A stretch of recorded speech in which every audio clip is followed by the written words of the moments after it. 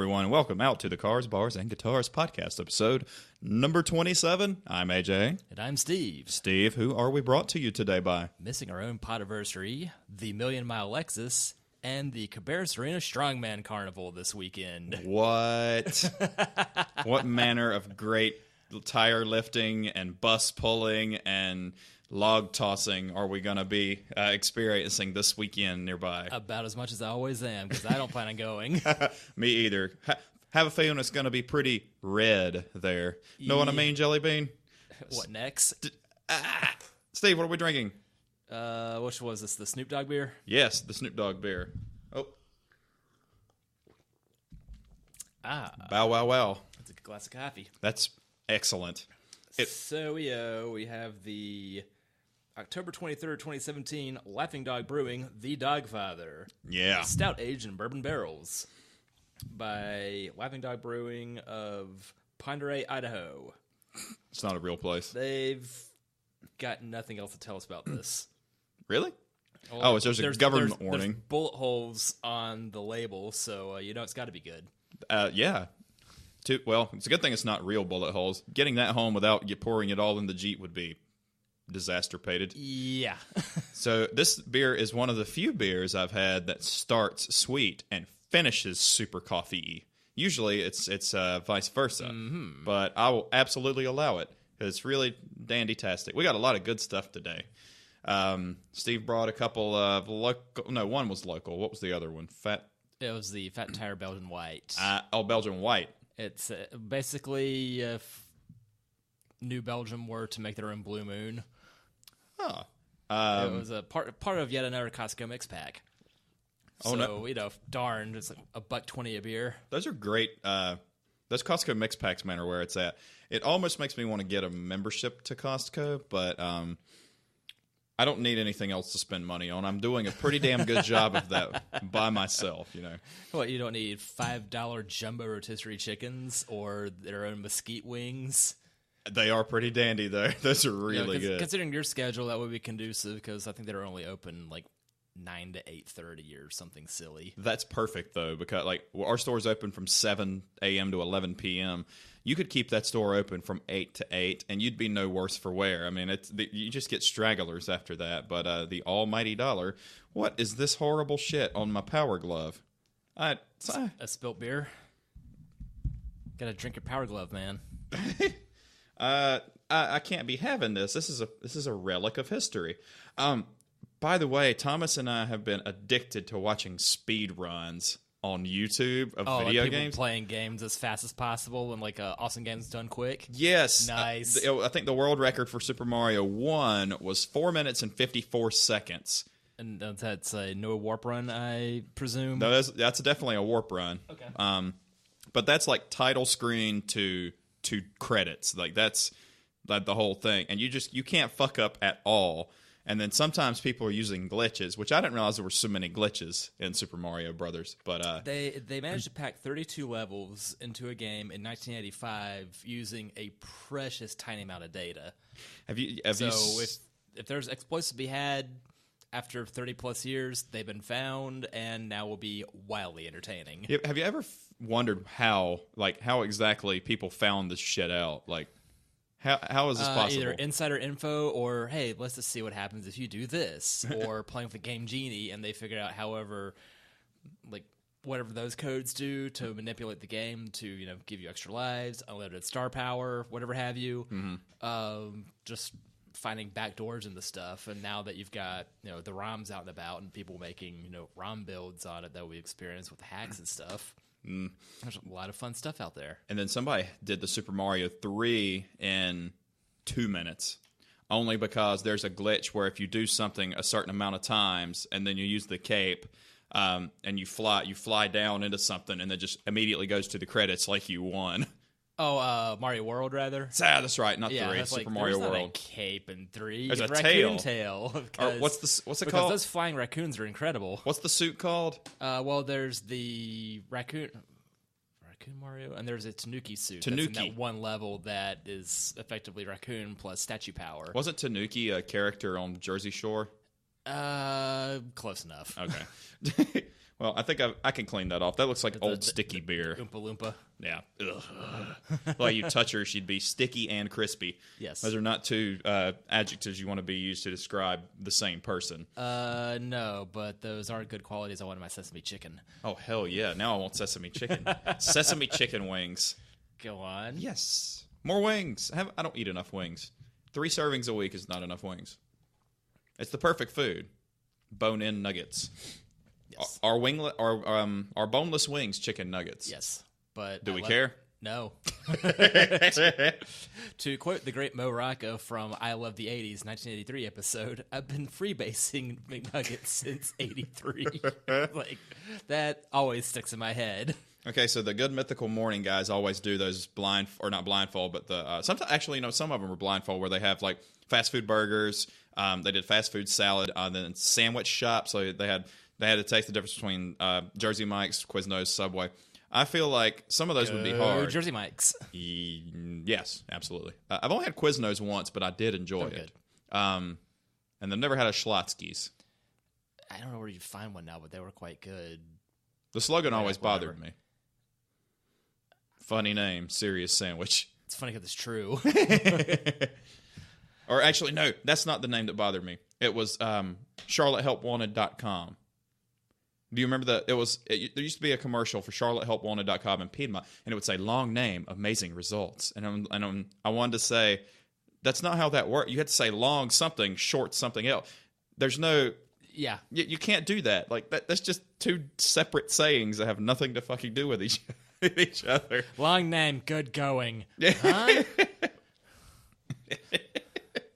Although there used to be this... Me is give you job, look sight. What? There was used to be a girl that worked at our store back in Norwood, and then John Michael was his real name, by the way. He went by John Michael. Super duper guy. Not as redneck as you would think. He would say, Rhonda, huge ass, great golfer from Happy Gilmore. we all laughed our asses off. Oh, boy. Steve, any news on the job hunt? No. All right. So, next. Well, we're drinking the Dog Father, and then I just so happened to see the foam, and that kind of looks like a dog, 2 eyes and ears in the foam. I was going to go with a panda. Dog Panda? Dog Panda. Dog Panda. Our new beer. Thomas is going to start brewing. All right. I believe. But I told him, I said, you don't know what you're going to get yourself into, because you're going to be doing 15% brewing, 50% waiting, and then 35% cleaning, because it's so labor intensive on the cleaning side, which Brendan and I don't think what's his name up in Mooresville brews. Garvin's out after a kid. Brendan doesn't do it much. Gerald does a little bit, but yeah, once a father, my brewing buddies have pretty well dropped out of it. Mark did one batch, Melcher and Concord. Okay, I don't think I've met him. You would know if you did. No, oh, really? Yeah. So he's one of us. Yes. Okay. Hard to forget. Oddly enough, I think he was a bouncer at the time you were playing live at the Saucer, like back on Mondays. Blonde guy? No, that was Clay. Clay, and that's he's right. up in Hunter Mooresville now with Kiddo 2. Oh, what's wrong with everybody? What's with this fucking Offspring They're shit, growing man? up. The only Offspring I want is the band, which we haven't delved into. Smashing. Nice. That was easily my favorite band leaving high school. I would say, yeah. Cheers, Mike. Your brother's not here. He's short for microphone. I only got into their singles. I have not delved deeply into their catalog, but I will say, listening to at the time 95.1 The Edge instead of 95 Kiss or whatever it is now. Yeah, whatever. The Edge, pop trash it is. It was a rock station. Okay. 95.1 was a rock station. It was called The Edge, and they played STP, Pearl Jam. They played all the, but then they played, all the alternative rock of the current era then. Mudhoney and Touch You, you're sick. They played every fucking thing. Then they didn't, and now it's horrible. But every now and then I'll press scan on my radio just to remind myself how much I hate everything. and it'll stop at 95.1. It'll be some fucking horrible dubstep remix of a fucking Ariana Grande trap beat, whatever lingo mumbo jumbo nonsense it is now. But even though she's really cute to look at and diminutive, like she makes Emily look like Brad. So you're saying she's actually little Aryan instead of giant Aryan? Well, Grande's what, the medium size at Starbucks? My Italian's not that good.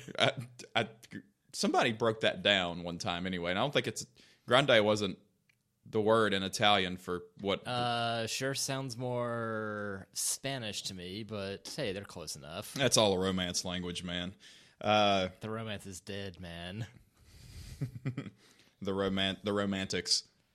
The new Romantics? The old Romantic. The Romantics were a band, right?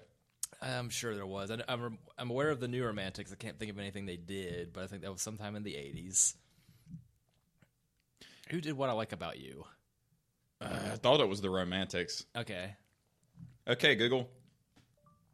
Who sang That's What I Like About You?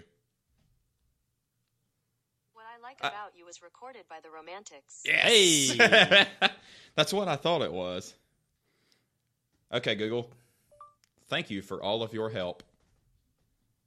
I don't understand. Man, just like a real person. What?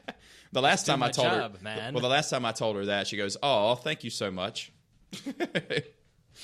Well, so what are the new pull that up because I don't think I've heard of the new Romantics. Pop culture movement in UK. Does that mean it was a soda movement or pop culture? This Pop Shield, man. I don't know why I put it right there. Okay, I'll let off. All right. Song by Taylor Swift. Song by Hands Like Houses. And then bands linked to New Romantics, which were very 80s pop. Boy George, Duran. Do you really want Techno Rio? Twins.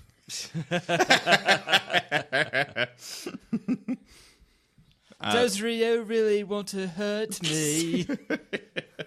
Are you hungry like the Rio? The Rio Grande. It all came around. The Diamond Rio, the MP3 player, it's like, yes, 32 gigs. Like That was an MP3 player? yeah.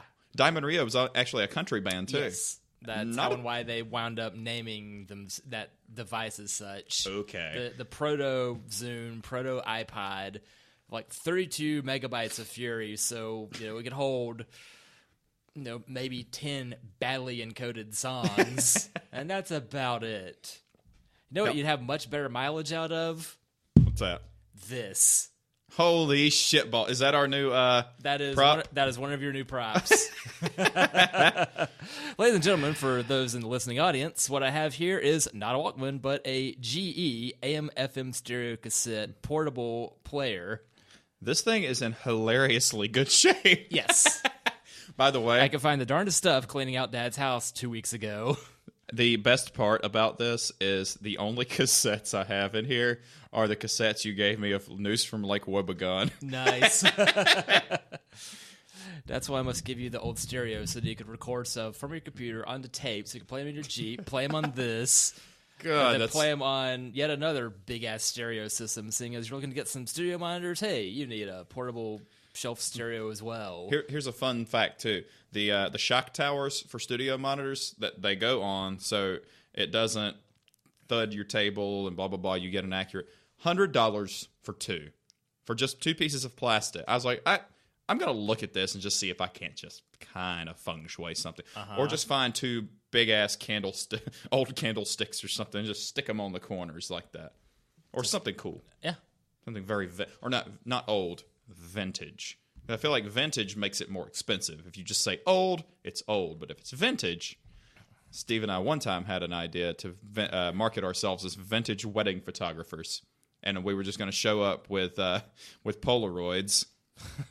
Yeah, that could totally be a thing now. Too bad Polaroids have no zoom and what was it? The other day at Bargain Hunt, they had Polaroid film $15 a package. I think you get 10 shots out of it. Nice. How far we've come. Somewhere I've got a couple of vintage, screw it, old Polaroid cameras. Thanks, yard sale. Yes. When I see a yard sale, I always want to stop. Only because of the guitar story, which you have heard the guitar story. I'm going to wait until we have a guest to tell. You've heard the story, and I don't want to retell it to somebody who's already heard it. So, if you want to hear the guitar story, just chill out for a second. We'll have a guest on soon. Who's going to be our first guest? Mark O'Brien. I guess it's got to be. Mark's consistently listened to all of them. I think Charles has too. Charles is up there too. Brian will have to be high up there. I did figure out a way to do it, but now I am going to order a new interface before the next episode. So, Steve, knowing nothing about audio interfaces, would it not stand to reason that if I ordered the new Focusrite with 4 channels, since this one has 2, it should be the same software, which I've already installed on there to work with that driver. Plugging a 4-channel one in there, it should work. Ostensibly, yes. Okay, cool. I'm glad you're on Team Holt here, because if I have to, not that I don't know how to do it, I did it before. I just don't want to do it again. I'm electronically Special Olympics, so I'd just rather turn that shit over to Steve or Brian if he's in the neighborhood and not living out there in Oklahoma or wherever the fuck he is. But granted, he's closer. Sometimes Clover's not that lucky. It's closer than Kingsport, Tennessee, where he was back in 2011. I've never been to Kingsport. Can't imagine I'm missing much. It's pretty, but it's also pretty far. It's on the far side of Boone. I was gonna say it's in the mountains, so I've never been to the mountains and went, you know what? It sucks up here. It's pretty much some of the all right. The views don't suck. Some other things suck up there. Real winters. Real winter, yep. It's like you don't ski, so you are missing out on that part. I don't ski because I've never been skiing, and I don't possess the equipment. They'll rent to you. It's okay. Who was it that talked about skiing that said by the time you put on all of the equipment and get ready, you don't even want to fucking go skiing because it was such an arduous task putting everything on. It is a lot going on, but it's also a lot of fun. Unfortunately, it's also been, 17, 18 years since I last did it. So yeah, half a lifetime ago. Oh, Lord. It's also an exciting way to make parts of you hurt that you didn't know existed. Yep, I've heard that before. And to add balance to, sliding down the side of a hill at 30 miles an hour, that really does take it out of you. It's fun, but the recovery is a bit brutal. And I always thought before I actually talked to people that snowboarding looked easier. Because I was like, your feet are together, you should have more control. Everybody says snowboarding is 100 fucking times harder. Yeah, I've never had a desire to try that. Really? Yeah. Only because of Cool Borders have I wanted to do that. And granted, it would not be the same result. Also, fuck Cool Borders. Back when we got the first PlayStation back in the day, I wanted to play Gran Turismo. My siblings kept wanting to play Cool Borders or Cool Borders 2. So it was this incessant battle between those games. I will say, I had Cool Borders 4, and then they have made so many of those games. I'm like, why are we keeping on? There's only one way to do this shit. At least with cars, there's new cars. With the different platforms, though, you could do the same thing with better graphics, more features, whatever have you. Much like the standard evolution of video gaming. With cars, what can we do with this new dumb set of rules? And often the results aren't as good. Yeah. Steve was sitting here waiting for me to try to get all the gold license tests and watched me miss it by fucking a hundredth of a second. Yeah, one. Yeah. It was not much. And then what was it? It called for 20.150 and you got a 20.161. Made me want to gouge my eyes out with a cooking spoon. But alas, still doing pretty good on the game. But I still want to win. I want to win all the golds. Although I will say the slalom test I'm not going to get gold on that. That's fucking impossible. And the car they give you is an S2000, and I'm still not going to get it right. But we're talking about skiing. That should give you all the slalom powers. Ooh. Also, if you need to play a shitty Nintendo game, check that one out. No, thank you.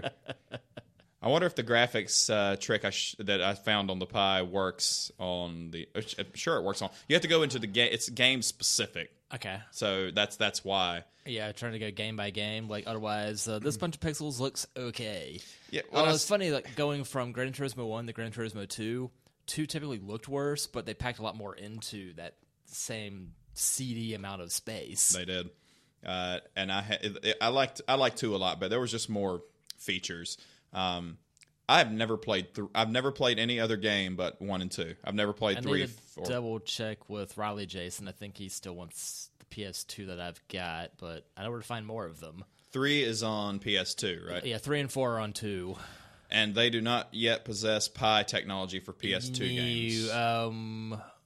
I'm sure I think something in that form factor may be able to do it. It'd be a more expensive board. Either an Odroid or an Asus Tinker board might be able to. I can back you on that. Well, that would require me... That's not going to be a chip, right? That's going to be a whole other... The entire board on the inside of that case. It would just be swapping that out, or just getting a whole different thing. You know what? I mean, I don't think I'm going to do that just for one game. I don't even know any other PS2 game. I've never played a PlayStation 2. You're talking to the guy that's never played an N64. So if you need an eyeful, just go ahead and ask anybody their favorite PlayStation 2 games. Mm-hmm. There's going to be no shortage of beloved titles on that. How many? We're up to PlayStation 4 now, right? Yes. And none of them are compatible. 2 could play 1. Early 3s could play 2s and 1. 4's going more the download route, and apparently the 5th PlayStation will be entirely backwards compatible. Huh. So, yeah, it's complicated. Jesus Christ. And also there were the PlayStation Portable, the PlayStation Vita for the portable models, the PlayStation TV, which apparently has already come and gone, their attempt at doing a Roku thing. Going to the days of a joystick and a button. Now it's more joysticks, more buttons. I guess the old fart in me is coming out, but like I don't want my gaming experience. Smells bad. I don't want my gaming experience to require more thought than my life experience. I just want to plug it in and have a good time, and go one direction with a little plumber and jump on mushrooms or race. That's pretty much. Although Crash Bandicoot's pretty fucking badass, and so was Donkey Kong Country. Just slapping the ground and getting bananas out of it for some reason, because that makes sense. Oh, another new gaming news. I got a Switch last week. I saw that, and I don't really know what it is. I'll get the next beer. Tell everybody what a Switch is. Like people like me who are completely in the dark. All right. Well, so in the grand scheme of gaming, you've got typically your portable consoles like the Game Boy, Game Gear, Atari Lynx, and the home consoles such as your PlayStation, your Xboxes, your Super Nintendos. And this merges the two together to be a current generation console that you can either play at home on your TV or play it on the go. And considering my dumb schedule, that's perfect. This is something I had my eye on for a while, and it was about 2 years ago when they released it to the public. And following that, much like the Nintendo mini consoles, the SNES and NES minis, and the original Wii being difficult to come by, so is the Switch. Well, within 2 years, they're back on store shelves, easier to come by. The straw breaking that purchase camel's back was a battle royale version of Tetris 99, where you're playing against 99 other people that you don't know who they are, but you're playing, and as you clear multiple lines, you can penalize a random player, and they can do the same to you. No shit. If ever you need to see balls-to-the-wall Tetris, that's what this is. So out of this, my best positions have been 9th out of 99, 10th, 13th, 14th, 14th, 16th, 20th, 22nd, and 26th. So you had 99 problems. And Tetris is a few of them. Or I'd say so there'd be 98 problems. I don't think you're your own problem. I mean, sometimes, but aren't we? Yeah. Aren't we all? Aren't we all? I think most recently I've gotten 99 problems, but standing in front of Queen Meghan Markle of UK is not one of them. Yeah. and I'll pour it for you because I like for you to read the bottles. So I'll pour it. We're already on our next one because Steve and I are not amateurs. Although I'm really full. I wasn't going to go to On the Border today, but it was so shitty outside. Like I was like, well, I'm going to just go home and go back to sleep. And I did that too. But I also went to On the Border because I just can't say no to Andy or the food. They like it's Tex-Mex. It's not, it's not the worst for you. Well, here's the thing. Like you can always get authentic food anywhere, but what's wrong with going somewhere that just is a mashup of something, but the ingredients are fresh and the food's good? There's nothing fucking wrong with that. Don't hate. Cheers on this one, Steve, and then you can tell them about it. Oh, that's good. Yep. Steve, what are we drinking? Ladies and gentlemen, we've got the Flying Fish Brewing Company Exit 18 Baltic Porter. The Flying Fish Exit Series, our 11th stop on this Jersey beer journey, takes us to North Bergen County, home of large numbers of folks whose ancestry traces back to Poland surrounding the Baltic Sea, Poland, Lithuania, Latvia, to name a few. And one of our favorite styles of beers originated there, Baltic Porter. It's truly an international style, influenced by English porters, but also by Russian imperial stouts. We're excited to present the first lager brewed in our new facility, albeit one that is dark brown and higher alcohol. Hell yeah. Because, of course, they would. Why not?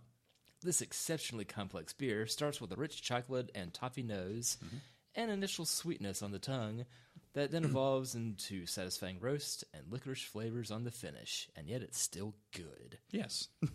Hops are secondary in this beer, providing a bit of bitterness and spiciness. Enjoy this sipping beer, while waiting out the last of the winter months, or pair it with rich roasted meats, chocolate desserts, or earthy cheeses like Framunda. Ooh, that's not real. Nadrazi. I was almost going to get some at Total Wine. Some cheese to pair with it. Almost. And Fontina. It's that lake up by Bryson City. Yes, Lake Fontina. That's real, right? Fontana, close enough. Or at least what remains of it. They had it's looking a bit dry. True. They had chipotle jalapeno Havarti cheese there, and I almost got some. I was like, this would be a great snack because then you could eat that where is there? Total Wine, where I got this. Ooh. You haven't been to the new Concord Mills one yet. I haven't because I try to stay away from Concord Mills as much as possible, except for my birthday dinner from last week, where Emmy and I went to Razoo's, and I got pretty much the 1 out of 2 dishes I always get at Razoo's, stuffed fish. It's hard to beat that dish. So I think it's tilapia. I've enjoyed everything I've had there. And it's funny because I get there, if they've got gator, I'm getting the gator because you don't see gator much of anywhere. In Florida. Specifically Gainesville. But I prefer Powerade. It's got vitamins along with its electrolytes. It's what plants crave. I will say that they frown upon you eating their mascot. So Fine, it's a crocodile. Give me the land-based giant dinosaur thing. What's funny is I went to On the Border today. What did I make for dinner last night and had plenty of leftovers? Pork chops? Tacos. Ah, naturally. Which is what I'm going to have tonight in accordance with whatever sandwich Emily wants Burger King tonight. So she's like, you want anything? Yeah, bring me something. But I'm going to have Burger King and tacos. Burger King taco. Whopper tacos. Well, they had the Whopperito for a while. Wacos? They had Waco. Are you going to have a shootout in Waco as well? Oh, boy. I love that. That's my favorite joke. Hey, what's your favorite Dave Matthews band in Kuwait? Or Kuwait. Jesus Christ. What's the name of it? Waco. Kuwaco. Kuwaco? God damn it. Like Koresh into me. Kuwaco. I mean, there would be plenty of oil. Kuwaco. You just mess with Texas. You know what's funny? Sometimes I'll write stuff down. Fine, I'm no longer identifying as agnostic. I'm now identifying as Branch Davidian. You should put that on your Facebook page. I Branch Davidian. Every time I hear the word Davidian, I hear Let Freedom Ring with a shotgun blast in my head from Machine Head, because they have a song called Davidian, and I think it's about that, actually. I was going to go with that Dan Brown book, the Davidian Code. I have a really stupid question about the cassette player here. About the not a Walkman? Yeah, so the quality... All right, so DVD quality is 256 KB. I would not be able to tell you how good it is in like bit rate. Okay, but your average cassette would probably be on par, maybe a little less than FM radio on its best days. Gotcha. Which in turn is a little less than CD or DVD. That's digital, or a high bit rate, live recording straight onto a FLAC file, fully lossless audio codec. In case you need to eat up all of your hard drive of audio, those exist. Is a WAV file too small for you? Yeah. But same principle, just an uncompressed audio format. Jesus. Well, that's when I did Jess Alp's audiobook, and they insisted everything you send us needs to be 192 kilobytes per second. And I'm like, guys, this is an audiobook. And I was explaining Jess to this how this works. I was like, 192 audiobook is so over the top, not necessary. You would never, not even like the layman, but even an audiophile would never notice the difference in a spoken word audio file that's 192 kilobytes per second mono, or 96 kilobytes per second mono if it's just vocals. You'd never know the difference. For listening in the car, I've dropped all my spoken word podcasts to 64. Yeah. The only thing that suffers is the theme song. It's like, well, I'm not here to listen to your theme song. Yeah, no, that's why Marin's, every time you hear him play music in the background, that's why it sounds like garbage. He's actually doing it at a lower, he's doing it at this one's at 44.1 kilohertz. That's his is pretty at 22 and a half. Okay. So his is even lower. But you tune in to listen to the program, not the quality. It's not like listening to music. I think BBC World News is 64 kilobytes per second mono.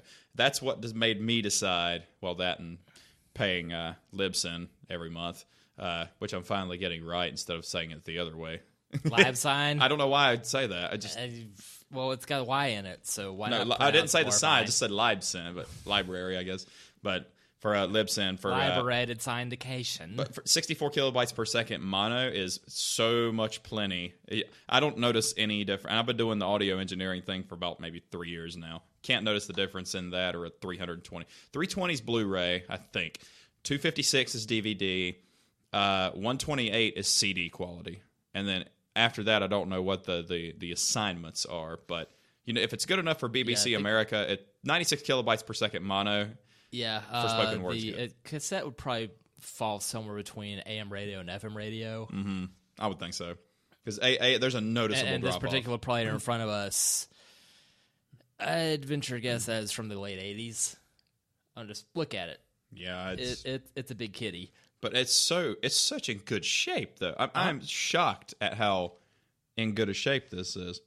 Battery operated AM/FM stereo radio cassette player. Power source, 2 AA size batteries made in Malaysia. Also, this one has the option to plug it in if you're so inclined. Man, you decadent capitalist pig. How do you open this fucking thing? Check this out. All right. Just this little cutout here. Pull that. Oh, okay. I was trying to open it from the other way, which... That's... You're going to need more fingernails. Yeah, just a little cutout here. I was trying to Corvette hood it. Huh?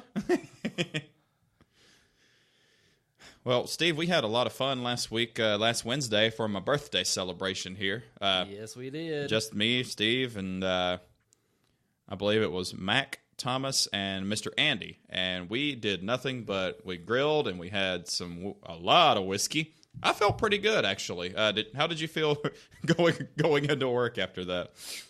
Fuzzy. Tired.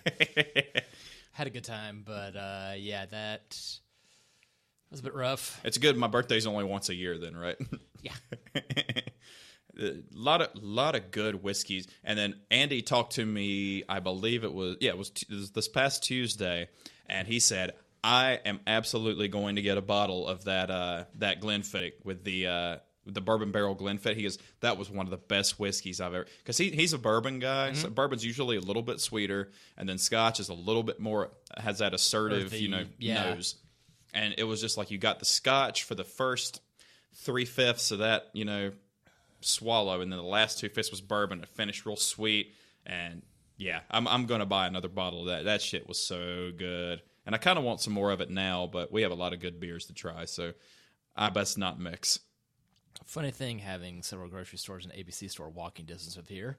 You mean stumbling distance? Yeah. Walk up, stumble back. It's all downhill from the start. How drunk do you have to be to get kicked out of the ABC store? It's not drunk. It's this 8:59 p.m. But you do get government benefits if you work at the ABC store because you're a government employee. And it's state government, so they're not shutting down as often. Yeah. Saw that job opening. I'm pretty sure I saw something with the state ABC board popping up. I do remember screaming at the radio several times every time the vote to privatize ABC or to expand hours have been shot down. Yeah, all right, so I like this ABC store, but it does kind of suck to only have one place you can get liquor instead of almost everywhere else in the U.S. that's not under the Mason-Dixon line, where you can just go into any place. But then you have theft. The different rules get really strange too. Like some states have wine and liquor stores, but that's separate from groceries selling beer. Right. Or groceries can't sell beer, but all alcohols are sold in these stores. Like everything does it a little bit differently. And for what it's worth, being able to get beer and wine in one place with better hours is pretty handy. Mm-hmm. Our Sunday sales shot. I mean, we're a store that does more business on Sunday anyway. That's just the day people go and shop mostly. But our Sunday sales shot up a good 10% when they passed that law in Mecklenburg County. It was 10 a.m. instead of 12. So people would come and get their booze at 10, but then they were like, well, we're here at the grocery store. We might as well do our weekly shopping. Then you could get started sooner. Yes. And that's what? When was that last year? Summer, fall, sometime pre-football season. That'd be very handy. People go do that, get your stuff, and then go get ready to get wasted pre-game. And then it's funny. The same people will come in at 10 or 11, get their booze, watch the first half of the game, and then you'll see the same people come in at halftime to refuel. Nice. Yep. So they're doing it correctly. If they ever have an on-premise sales representative for alcohol, I will bid on that job in a fucking heartbeat. I'll even take a small pay cut because I know way more about booze than I do about vegetables. I know you can make booze out of vegetables. You do better know you're at that product. I mean, I know enough about vegetables, but I know a lot about booze. So I'd be a really good salesman when it comes to that. So that's Teeter, and I think I don't know if Publix has an on-premise alcohol sales rep, but you're just basically there just taking care of beer and wine. Okay. But I would be better at that. I could sell ice cubes to an Eskimo. Cool.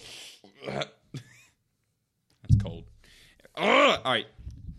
Speaking of NES games you never played, Kickle Cubicle was a fun one. You're gonna. Sorry about this, guys, but that's twisted, yo. I'll explain what I'm doing in a second. God damn it! I think his mic's getting dizzy. I'll figure this out in a second, guys, and then I'll explain to you what I'm doing. It's not peaking. No, it's not duck. Just so you know, it's at 39 minutes that all hell's breaking loose in the levels. Because this is going to sound really bad to the listening. So is it a thunderstorm? Long story short, I've been recording a lot of my new amp, and I've been using the mic stands to mount. And I put the pop shield on, and I kept putting it in the way of my hand because I must be part Italian, even though Holt sounds very English and German. But I kept hitting the fucking pop stand, so you're just going to have to fucking deal with it. But I did buy 2 brand new I've already more slammed microphones. mine a few times this time around too. This is this good day to beat the crap out of your pop filter. Yes, I bought 2 Shure SM57 microphones to mic because they're better. These are dynamic micro. Do you know anything about microphones and audio and such? I've heard Shure's good. Yes. All right. So these are the microphones I use that we use live vocally in the acoustic duet for analog crash. So we're using these for vocals now. Well, I've been using these to record my amp with, and they work, but they're not made for high volume audio, really high volume, like over 100 decibels in this room, high volume. The Shures. What's that Motorhead song? Overkill? Yeah, the Shures are made for it. Overkill? There is a band called Overkill? There's a band called Overkill. Where the hell did you get that? The goodie bag? I didn't know there was a goodie bag. Is this the 1 year goodie bag? There's that bag that I had that had the tape player in it. I don't pay attention to anything. All right. So what I have here is I have no idea how old this is, but it's a Volkswagen Beetle.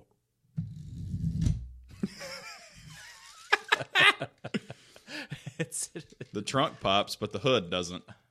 Wouldn't it be hilarious if you popped the hood and they put an engine in the front of it? That'd be fantastic. That'd be kind of amazing. Gotta go back to China. Is that a prop? Yes, that is another one of the things that you said you wanted more decor for this. Oh, Jesus. We're gonna have to stop saving bottles and cans and have props. So I'm gonna get up on that. Spare table. We discussed this. Just extra, like, bottle footer beer tables. Try that again. Will the erector set dragster I built count as a prop? Hell yeah. I don't think it looks angry, but that gets mad props. Well, now we're getting there in prop. You have more stuff in the goodie bag? Bet your ass I do. What do we have, Steve? A speed trap. Where did you get this? Big Lots. That's hilarious. It was like that was part of the like what they had 20% off coupon. It's like, well, you told me that you wanted more swag for the place, so I'm gonna find random stuff. Wow, it is a Matchbox speed trap trailer that has a speed limit of 45 on it. But you can rotate it.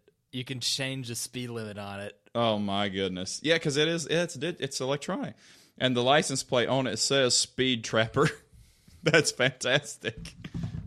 Or perhaps you need the Spike Ferris and Jerry Seinfeld edition of Downtown Loop Road. It's a 911. As soon as you said both of those, I was like, yep, it's a Porsche. It's Ellen DeGeneres' wife, Portia de Rossi. The lady from Arrested Development? Mm-hmm. Huh. You didn't know that? I didn't know the two of them was a thing. They've been... Okay, Google. How long has Ellen DeGeneres been married? Take a look at these results. I don't want to do that. I want you to fucking tell me. She was the Obama's Lindsay Bluth. Yeah, which has a new season or new half season in the works starting next month. Yep, Portia. Yep, she's married to Portia de Rossi. All right. As of 2008, Portia de Rossi was Portia Lee James DeGeneres, born Amanda Lee Rogers, January 31st, 1973. I know an Amanda Rogers, but that's a very different person because she's half Asian, not blonde. It's a wonderful day in her neighborhood. Heyo. Or how about a blue Jeep to tow your speed trap?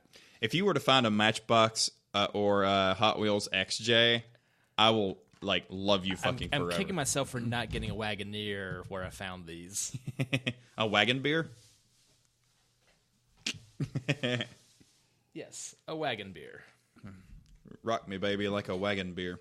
Or a Willis Jeep truck. Fuck yes. You have any idea if I actually found one of those for under $5,000? I don't think I'd be able to contain myself. Yeah, that's why I was figuring I'd split the difference and find a J10 in the wild, because that's a little easier to come by rather than, what does that say, like a 56 model or something?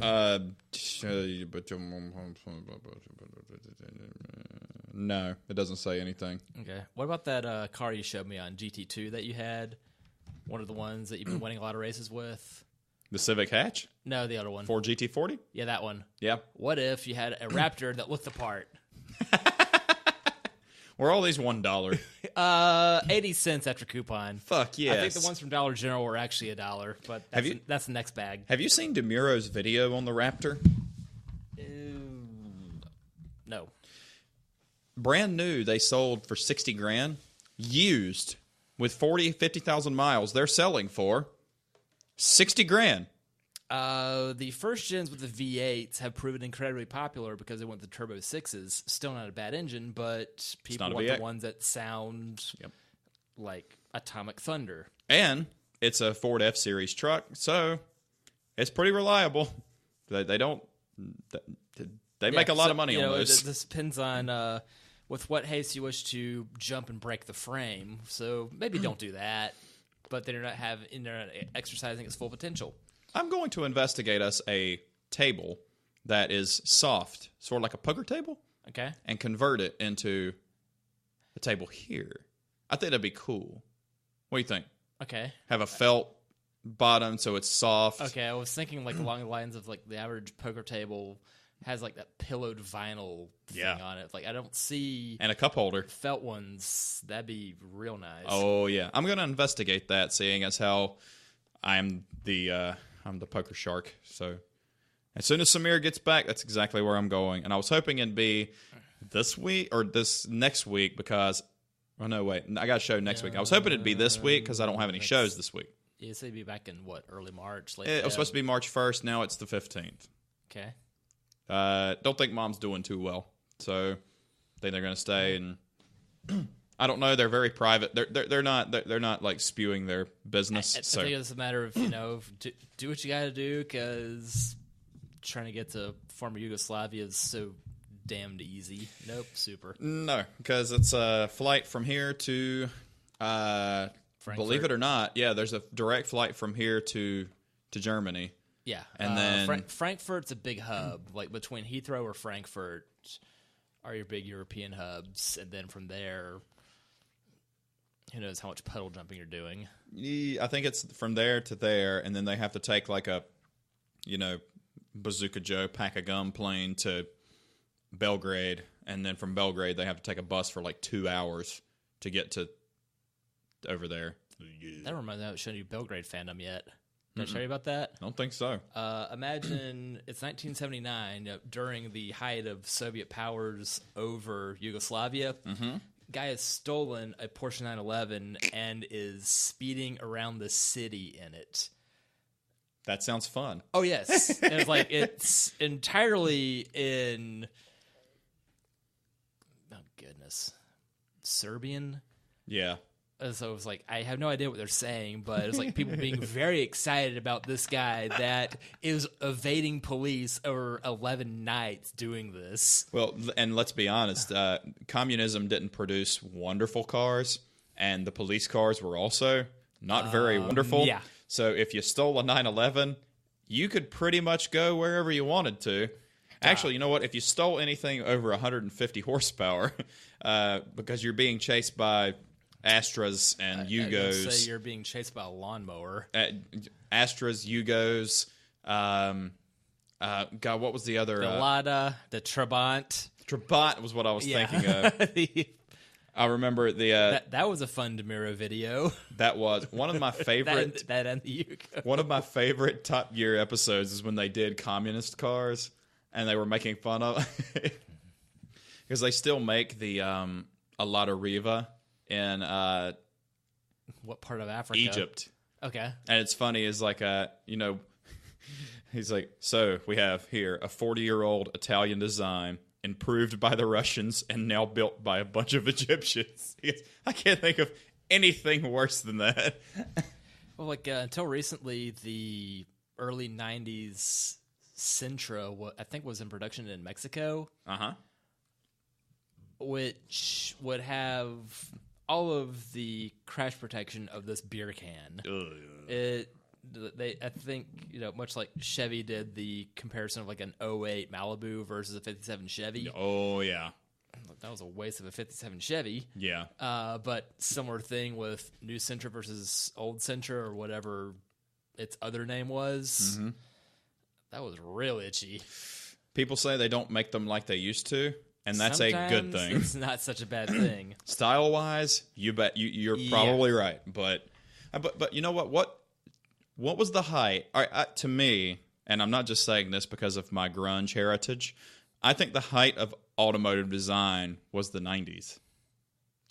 Personally, to me. Now, granted, I have an S2K, but The prettiest Camry, y'all. My True. 93 SE. It was a great car. Which is funny because at the same time, the Maxima looked like the same damn car. But I will say 90s or any car up to 2005, because most of those cars were developed in the late 90s. So like S2K concept car was 95, 96, 99 in Japan it came out, 2000 it came out over here. But when I think 300Z, NSX, Supra, RX-7, even the Camrys were prettier because when they went to that other body style, because Gerald had a four-door 98 Camry. Yeah, it was just very plain looking and the ass end off a tempo. Yes. No, I mean, even I'm not Now a huge You can't unsee that now. You're welcome. for real. Even the Mustangs looked decent in that era, and then they went to the squarish 99 to the last Terminator ones. I Although- really didn't like those when they first arrived, and I just quit caring by this point. well, the interior was exactly the same. Did you notice that? Oh yeah, a buddy of mine Exactly. had a 99 or 2000 convertible, which is funny because like he was a big Chevy fan but never owned one. It was really baffling. Like he had an uncle in Chapel Hill, like going from Greensboro, an hour away, with small warehouse full of a bunch of classic Chevy iron and one Mustang because why not? Yeah. Like I was like, relive the Camaro and stuff, man. It's like, got a Mustang and then got a Ranger. Like, Luke, you're doing it wrong. After his first car was an '88 Accord. Should have kept the Accord. It'd probably still be running. Yep. What- I think the Fords held up pretty well for him, but I gave him a lot of shit about getting an automatic V6 Mustang. Oh, 2 strikes. But it's also more convertible than I ever had. Well, coming from a convertible owner, Well, you haven't had much less of a that's convertible going to be than I a have. big asterisk. It's like you've got a convertible, but not to be a convertible. No. because it is go kart. If I could clone the one I have now and make it a permanent hardtop, I'd do it. How hard could it be to weld it? Don't say that. It's what's an aluminum roof on a steel body? That's going to be rough. But I mean, the late mid 90s, actually every Honda Prelude, beautiful car. Even the '79 model. And- Colin's dad had a first gen one, and Let's keep it 90s. yeah, I was going to say 80s, like 88 through the end. Well, So the last 3. here's a challenge. All right, so can a car that's been out since the 90s or was from 80s to today, can we figure out a car we like just the look of better before? This is going to be weird. I'm going to try to I've got a word quick this. answer on this one already, and you know what it's going to be because we already discussed this last go round. You know what I'm going to add? Is there a car we like the style of better now or before the 90s?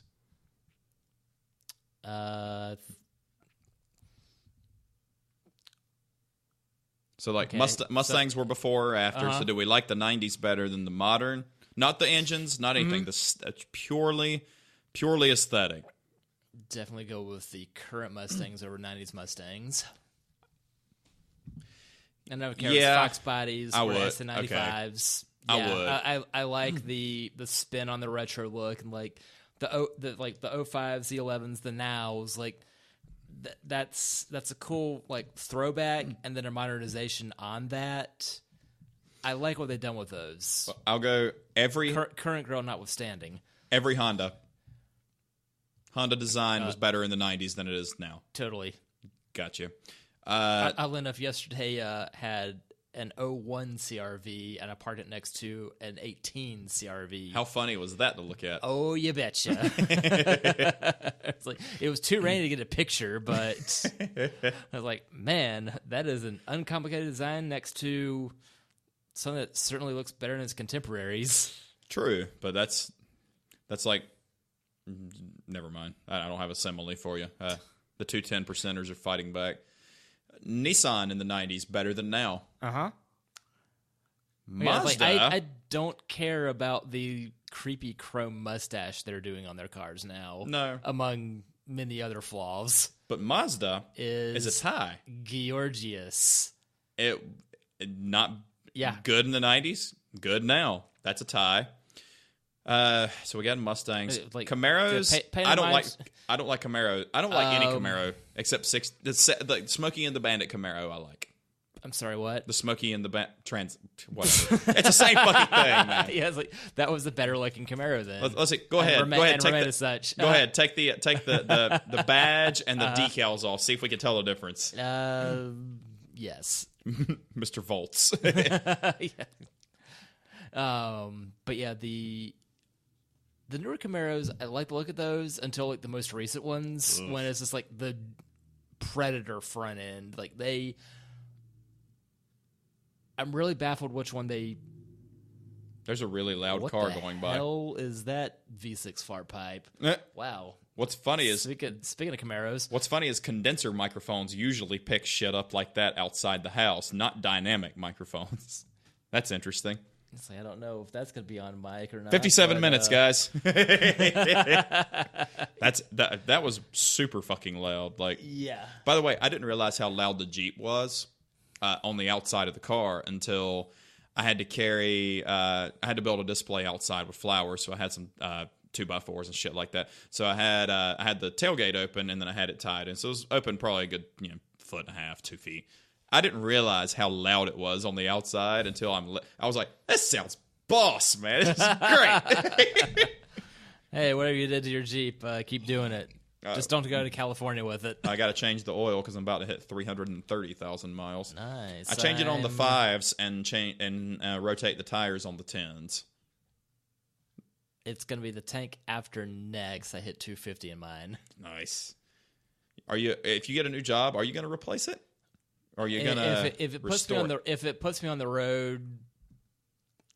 Although hang on to it as just truck car, it's paid for. Not a bad idea. Exactly. Exactly. Yep.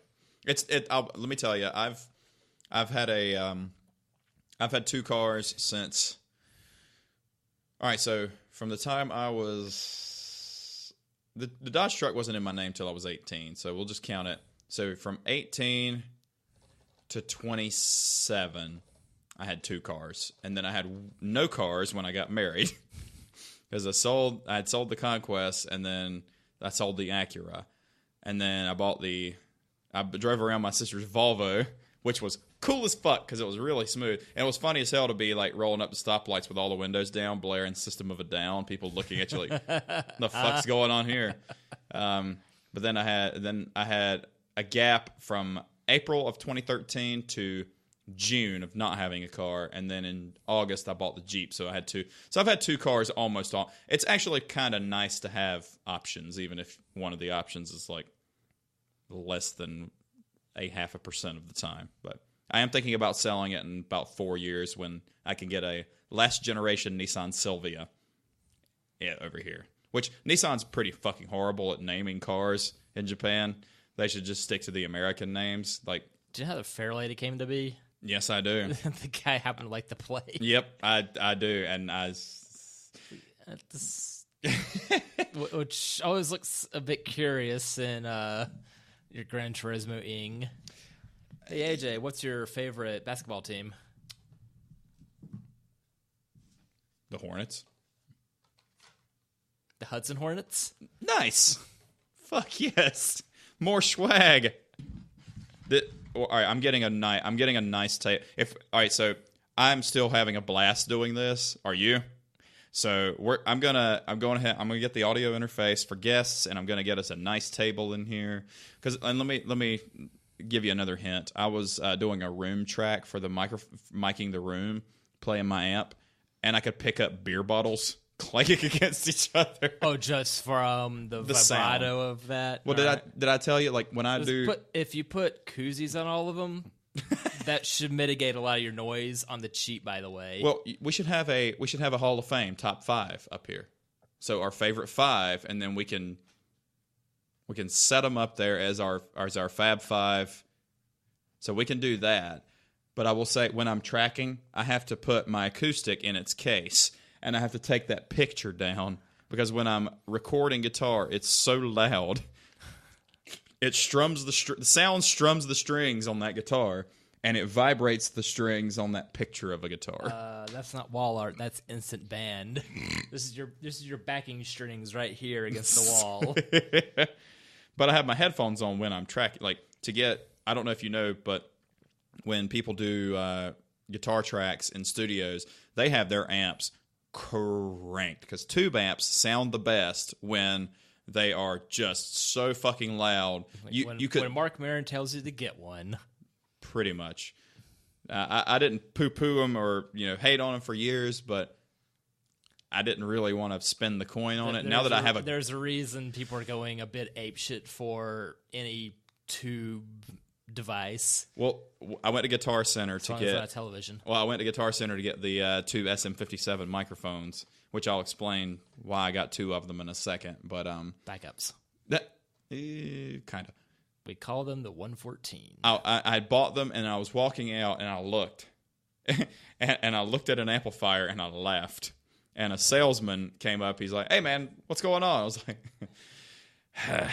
"Nothing." He goes, What's so funny? I was like, because there was for sale Mesa Boogie 50 caliber head for sale for $500, and I was like, I was looking at one of these for like the last 2 months before I pulled the trigger on the amp I have now, and he goes, and he laughed too. He's like, that's how it always happens. He goes, "Did you get a 50 caliber?" And I was like, "Nah, I didn't get one." He goes, "What did you get?" I said, "I got a Mark IV," and he stopped smiling. He goes, "You don't want this piece of shit, then."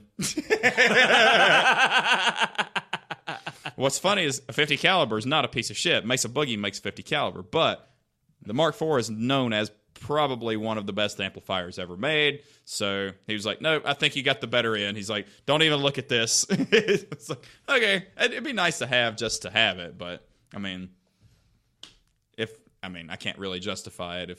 If you have a Swiss Army knife, buying a butter knife doesn't really seem as yeah, pointful.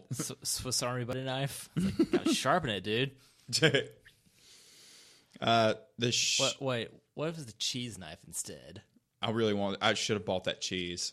What if the moon was made of cheese? Is that a moon rover? Some sort of NASA SEV chariot. An SEV chariot. De mashbos no compatibilitel con alguns conjuntos mashbos. Don't say that about my mom. By the way, I don't speak French. No. I speak enough Spanish to get myself in or out of trouble. Is that what I think it is? Uh-huh. Fuck yes. That's the 4-cylinder model, right? Lotus Esprit. It is the 4-cylinder model. By the way, I raced. Too bad I couldn't find a white one to look very Spy Love Me. The statute of limitations. Didn't come with a fish to throw out the side. The statute of limitations is gone now, so I can say this. I raced a Lotus Esprit V8 twin turbo on the interstate in my Conquest, and you know what? He walked the shit out of me. But it was fun, and I caught back up to it, and I gave him a real big thumbs up, and he pointed at me and gave me a thumbs up too. So I only bought this because it says Bisimoto on it. Bisimoto? It does say Bisimoto. Is that a Civic Type R? Yeah. Are you familiar with Bisimoto? No. He is a Nigerian chemical engineer that builds really crazy shit out of Hondas. It sounds like a cross between His name is Busy Izaroha, and he has built a 1,000 horsepower Odyssey. And he has souped the ever living shit out of the Vanagon Wago van, the Civic wagon from the late 80s. Yeah. Put a CRV drivetrain into it with a turbo engine in that. It's like, every time he's been on Smoking Tire, I've adored his crazy stories. I need to get on that. Yes, like it was thanks to the aforementioned Million Mile Lexus that got me into listening to the Smoking Tire, and now that millionth mile is nigh or has already been crossed, because today they dropped the episode of the final countdown to the last 700 miles to take the car from Atlanta to Orlando, where Tavares is, where he's going to take possession of the car, drop a turbo in it, and should he grenade the engine, he's going to leave the engine with Matt to make a coffee table out of the Million Mile engine. Fair enough. And you know what? Fair enough? A lot of the YouTube personalities now, I can't watch their video. Like, I subscribed to Tyler Hoover for a little while, and then after a little while, I was like, that's enough of that. I can't. DeMuro Jr.? Well, much like DeMuro, it was more fun with the shitbox cars. Right? Here's this expensive thing I bought. I don't care. With DeMuro, like, I'm still subscribed to DeMuro, but now I'm watching more. I'm watching more of the '80s. I was gonna say, did you watch more Doug DeMuro when it's like the more offbeat stuff? Yeah, like I'm watching more of the stuff that's a little more rare. And I know he said, I think he had a video actually explaining why. Did you watch? Did you see that video? That why he split himself in half. Like that, you do you, man. Yeah, and like how like he does his newer cars get more reviews, or not more reviews. His newer reviews get more views. So that's why he does them, and it's monetized. I completely understand.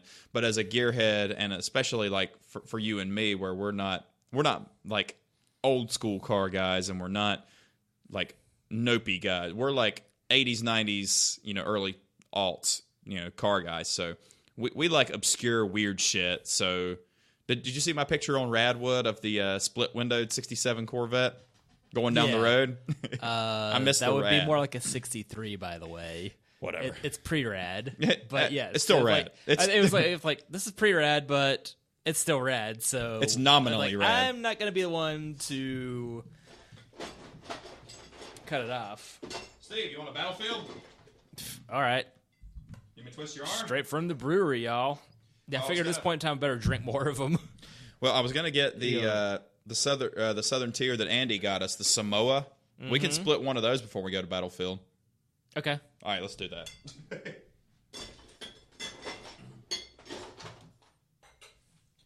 Because why not have 3 straight over 10%ers? I can feel my face. You may feel it for you. GSR with a tramp stamp. Oh fuck yes! I would. Dude, that so these were from the Aldi General. Oh, like just up at Fairview and 51. Yeah.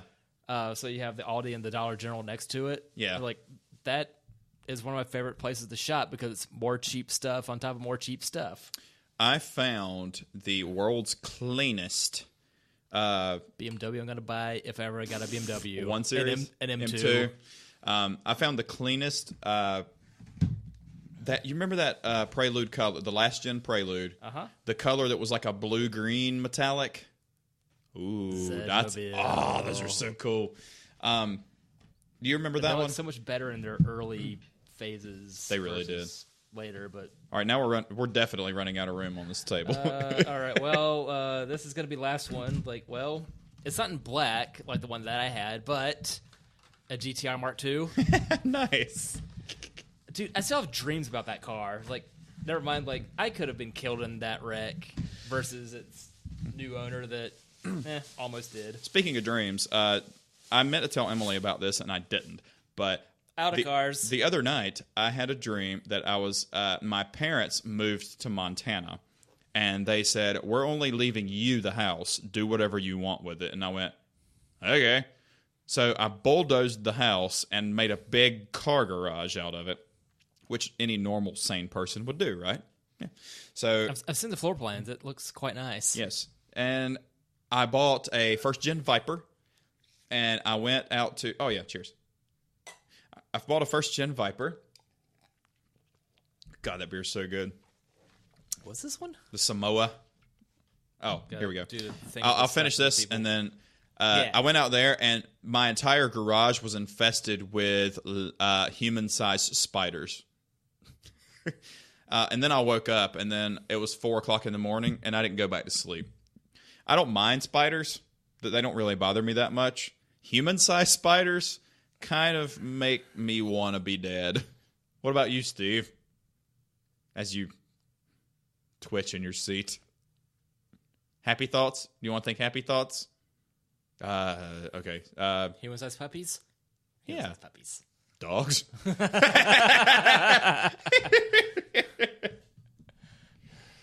That's the end of the dream, though. I mean... That reminds me of some sort of creepypasta I saw when someone had photoshopped what could only be described as the aforementioned arachnid, and it weren't pretty.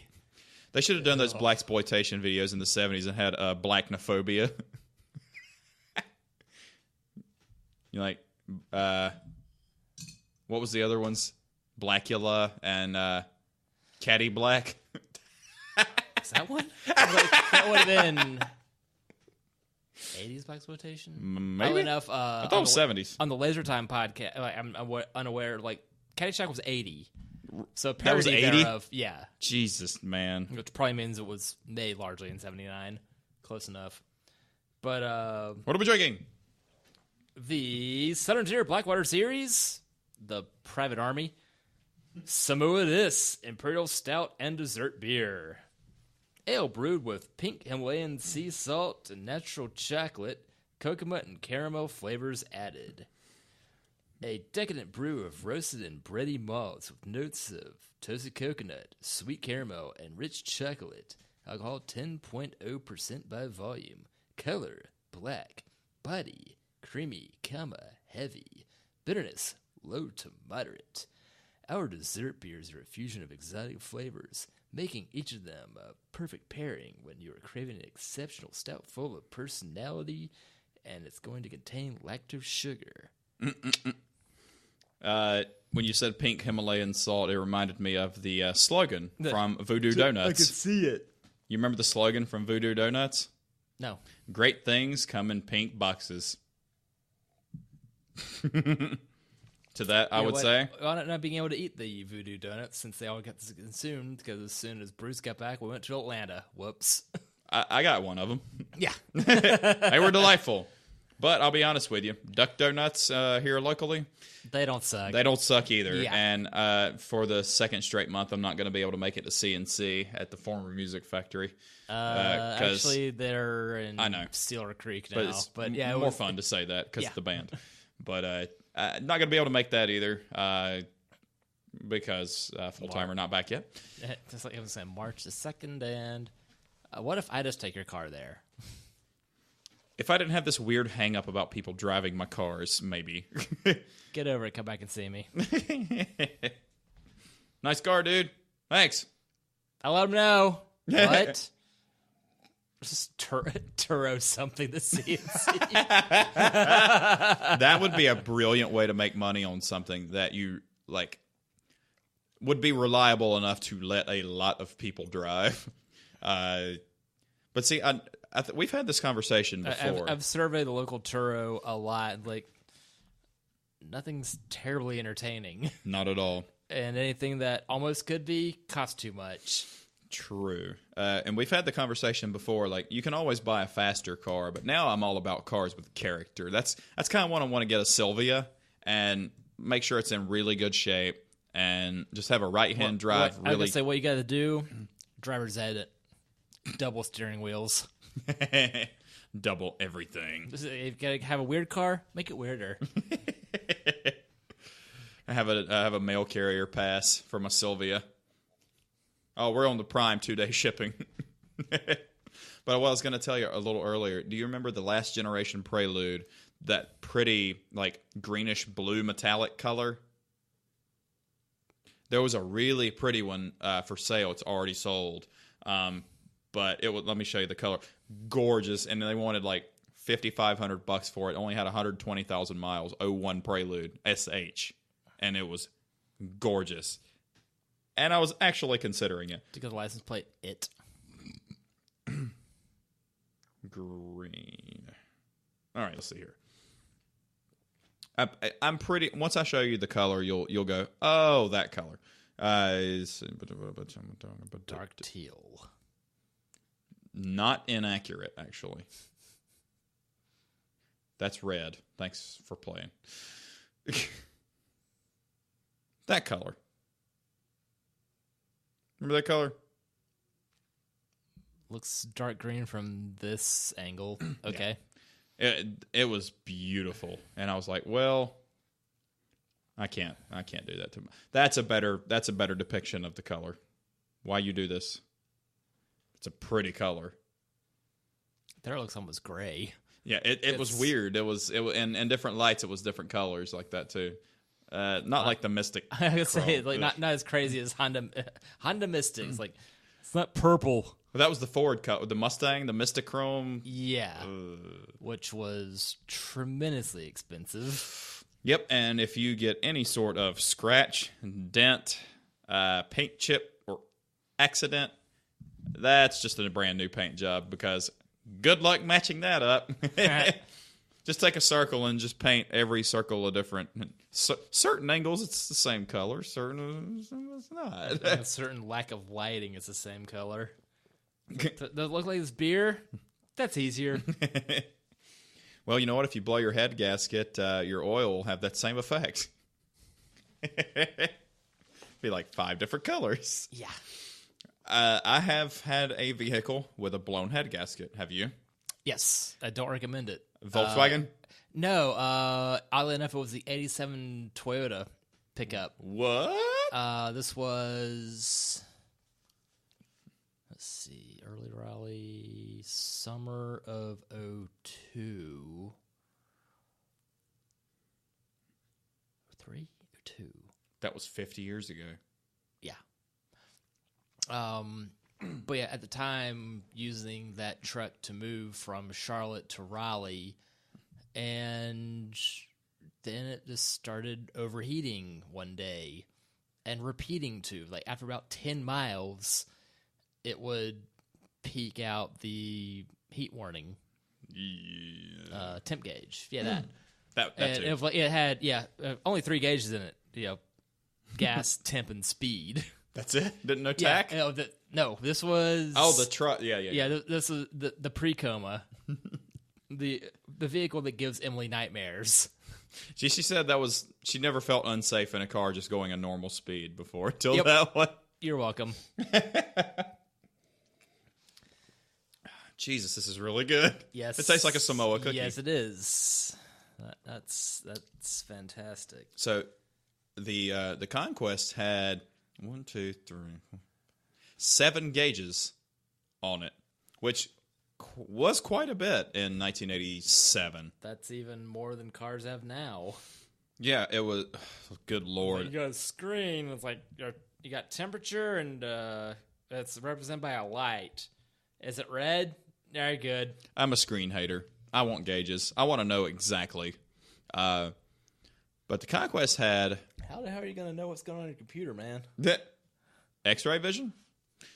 Had voltmeter, oil pressure, turbo boost gauge.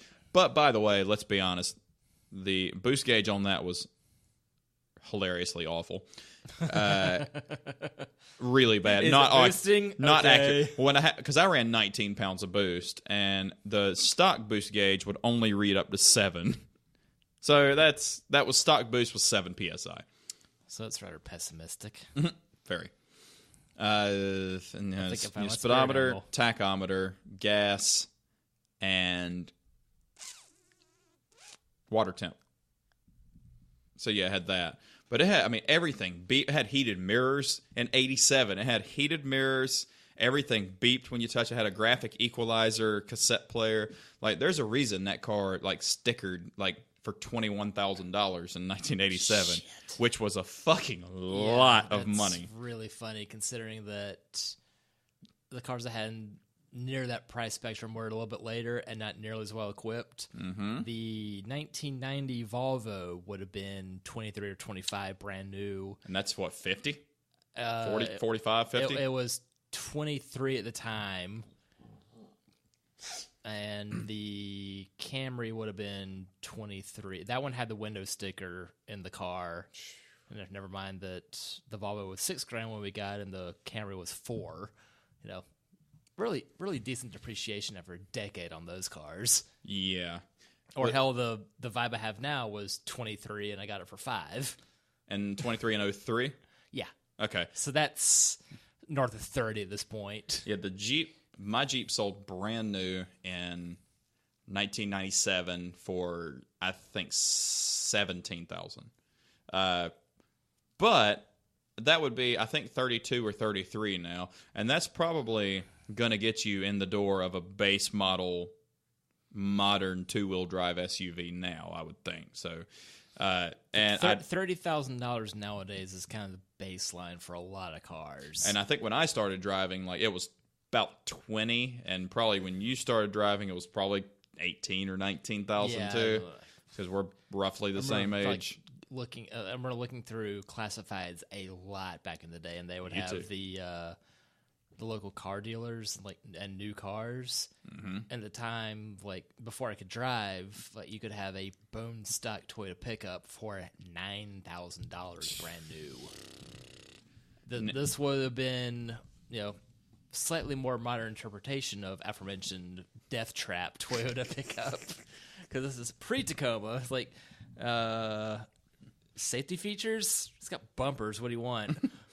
My new hire, he walks to work. He lives close by enough to walk. He doesn't have a car, and he's looking for a car.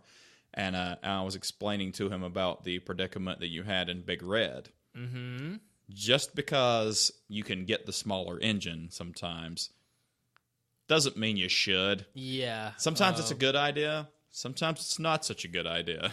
Especially when you have to get out of the way of something in a hurry, because that thing was super nice, super comfy, super slow. It would get 21 miles to the gallon city or highway, with the exception of a trip to Charleston, where driving as fast as possible there, it got 17, and then driving like a grandma back, it got 25. Yep. But otherwise, the average, it averaged 21. Yeah, otherwise, it kept hitting that mark all the time. Yep. During the time when gas was $4 a gallon. Oof. So I'm still broke from that. Well, you know what? Come on, new job. Well, I'll tell you what. You traded money and being broke for a little while to not have a Jenner in your life anymore. Sometimes you can't put a price on things, Mr. Nix. Sometimes, I like old Joe Rogan. I gotta say, 14 and 15 were strange times, weren't they? Do you remember Joe Rogan's thing about about Bruce Jenner? Like, you hang around with crazy bitches long enough, you turn into one. Brilliant. I wasn't a fan of his early comedy, but it's real fun to listen to that now, and how high pitched he was then versus now that he's kind of mellowed out. Yeah, pretty much. He's in great shape, though. Dana Gould had the best one about it, though. So it was a matter of so he got plastic surgery. So now he looks like the girl from the Muppets. Do not ask for Janice. Holy hell. I was telling him, it's like, if you get a big car, don't get a small engine in a big car. The funniest thing is a big car with little tires. And I know exactly, I think you know exactly what I'm talking about. A 64 Impala on Dayton's. That's on purpose. That's on purpose for an effect. Or you bought a rental spec Challenger. Well, one of our old managers at work had the base model Tacoma truck with the Smarties for wheels. I cannot imagine. The 05s and newer, base ones look so bad. Isn't it horrible? Yeah. It's horrible. The earlier ones, it was proportional, and now it's like, all right, you guys wear trapezoidal fenders and what are those 12s?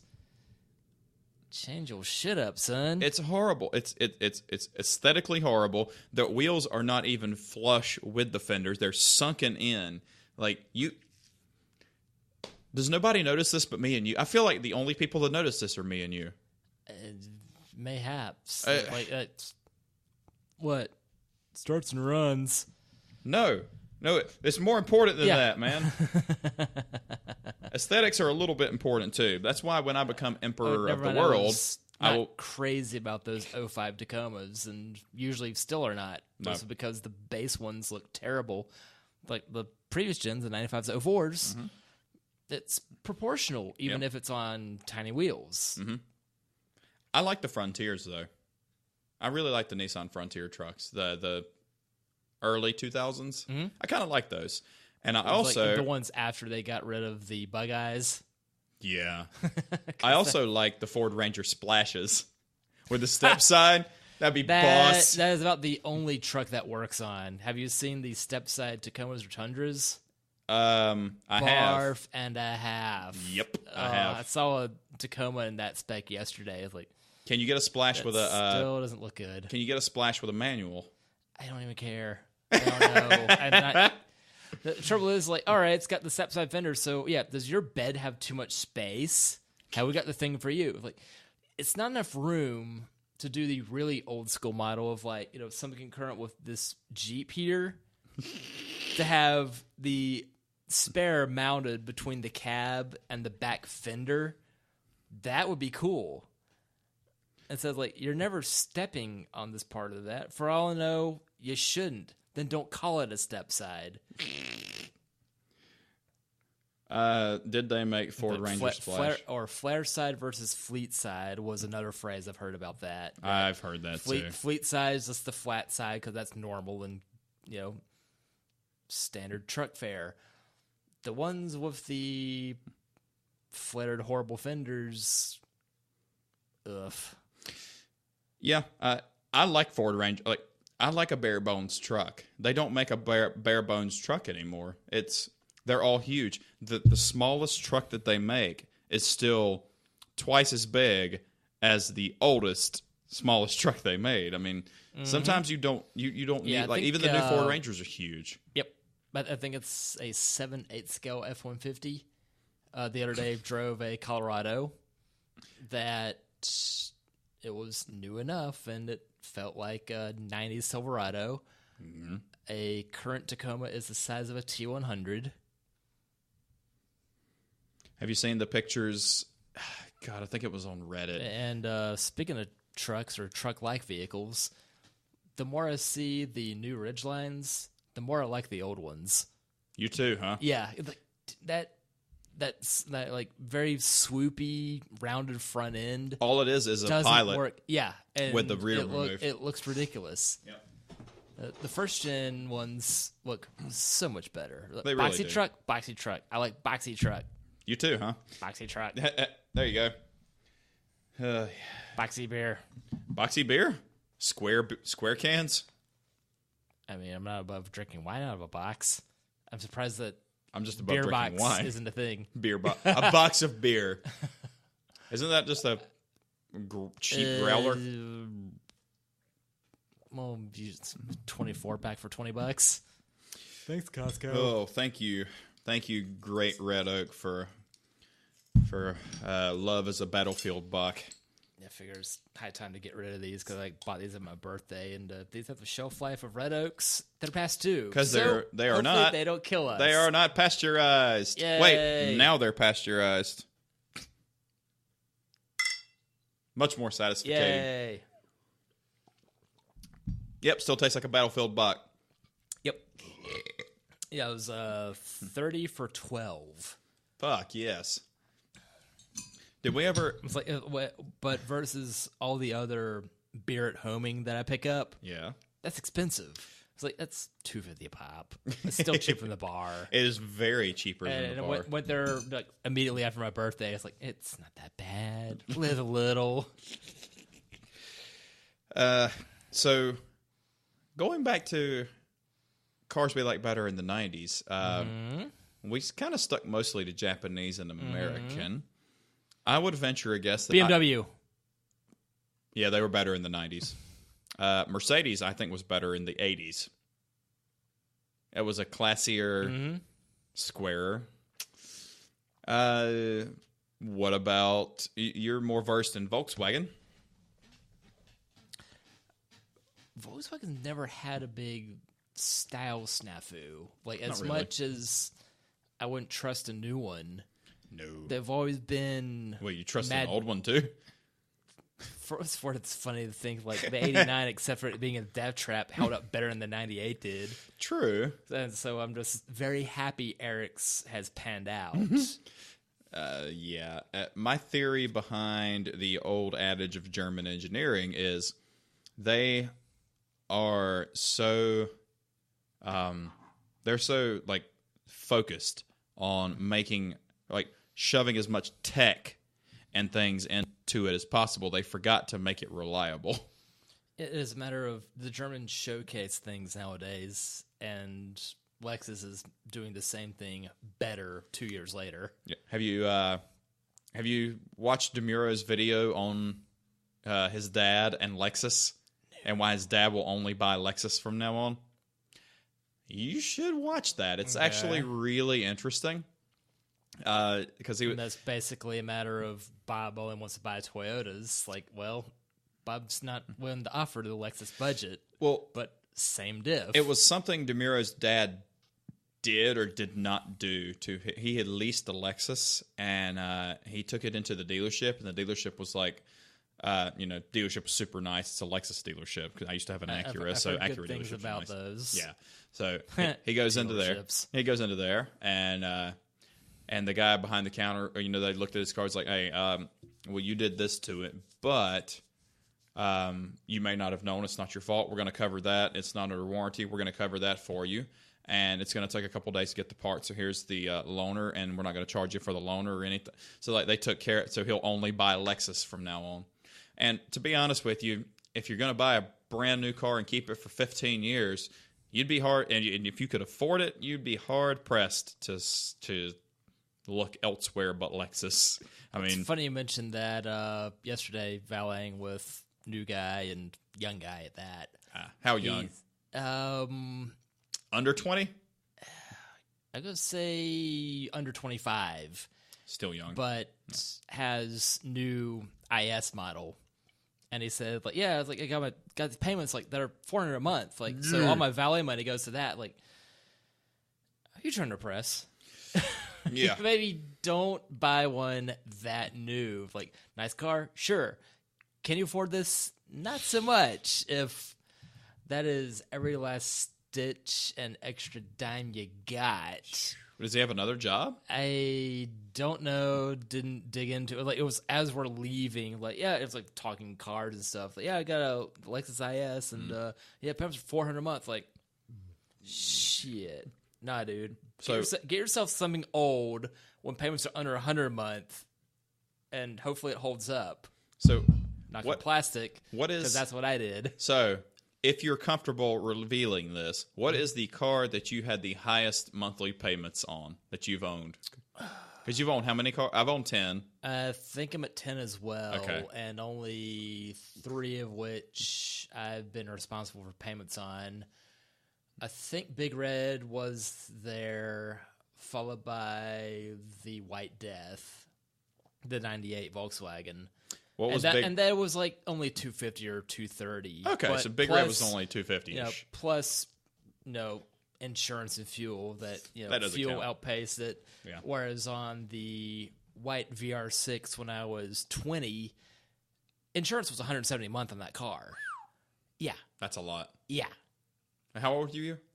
20 at the time. So this was back in 01, 02. And that was the 98. So it was It only was, 3 years it was a old. 4-year-old car. Oh, wow. Okay. Yeah, so that, and with breaking down so much, that's the one I kept the least amount of time. That was only like 5-6 months? Yeah, Okay. April to September of 02. Gotcha. And then new owner, I had to hound him for a while to get my deposit money back from him because, hey, that check bounced. during which, like, there was a hurricane, a tree fell on the car, the stereo got stolen, so he had a rough go of it, too. Like, I think it was just cursed. Yeah. Whatever. The highest payment I ever had was... when that car ran, though, man, was it fun. Oh, of course. But of course. it spent a month of those 5 in either body shop or mechanic shop. Mine was the Acura.